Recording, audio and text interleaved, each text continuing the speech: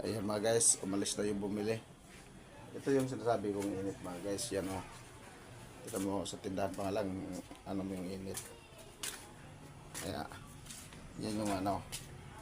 Kaya, kung dito nga sa mundo natin, hindi natin kaya ang init, paano pa kung doon sa kadagatatang apoy sa impyerno. Kaya ang mensahe ko sa inyo mga guys, simple lang yung ibig kong sabihin.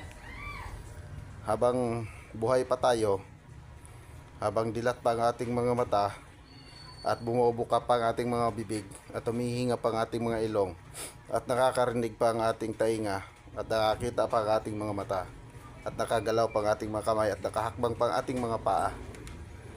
Isa lang ang nais kong iparating mga guys. Kung anong sekta ka man ngayon, anong relihiyon ka man ng pananampalataya, sikapin natin mga guys.